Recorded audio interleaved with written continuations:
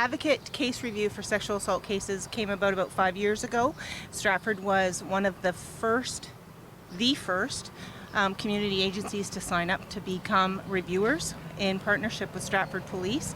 And basically what we do is some of our community experts sit down with cases that have been cleared without charge for sexual assault, and figure out if things could have been differently to change the resolution of those cases.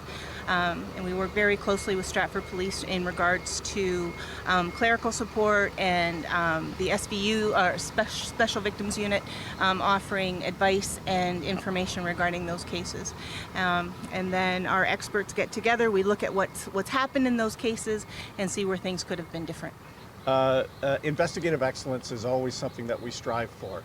And while the police officers come to these investigations with a particular perspective and a rigidity around how these investigations take place, when we engage subject matter experts from other fields to guide us and give us some recommendations on how those investigations could be undertaken differently, and how that relationship building with the victim could have a better end result, we obviously want to engage those people in that process so that we get the best investigation possible, and we look after the victims of sexual assault. And I think what's great about the partnership too is that we as VAW service providers are proximate to all sorts of survivors, and because our services are accessible to the community and we serve a wide range of women, we work with those folks every day, so we know them well, and we hear their stories, and we can sort of marry our expertise with police and hopefully share what we know, and vice versa. And I think it's worked well to serve victims better. I think that it's important to note that the case review isn't about opening up a case again. It's not about reinvestigating a case. What it's about is looking at what happened during that case and making sure that everybody is doing the best that we possibly can for these folks. If women or anybody who's been assaulted feels fear around that, that's absolutely valid and something that we would certainly take into consideration if there's any chance of proceeding differently. Yeah, some of the recommendations that have been provided by the Advocate Case Review team have been incorporated into our training. So when we look at training for police officers who are investigating these types of offenses, taking a trauma-informed approach and recognizing that people's brains react differently when they've experienced a traumatic event, and we need to take that into account when we are investigating and interviewing victims.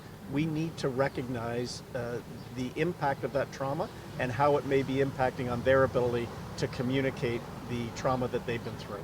I think it's important for everybody to recognize, and for us to recognize and allow our community to know that we do recognize that intimate partner violence doesn't necessarily mean husband and wife, man and woman. It's intimate partner violence. So if that sexual assault or that abuse involves intimacy within that relationship, then it falls under that blanket of intimate partner violence and domestic violence. There has been an increase in violence in the last 2.5 years.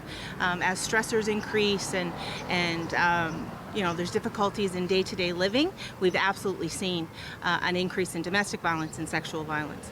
What we're hoping for through this case review, however, is better outcomes for folks who are coming to police, who are coming to our services. There are many services available for folks homeless or have an address or not.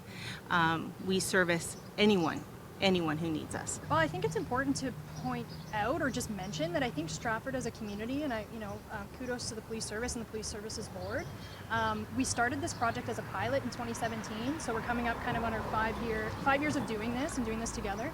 But in 2020, I believe, the police services board endorsed the model fully, and so it's going to be a permanent fixture as part of the investigative chain. So I think that's important. That's important for survivors. That means that there's going to be permanence in the model in our community, and I think that that's really important. No matter if things change and we change and there's leadership turnover, this will exist for survivors in perpetuity.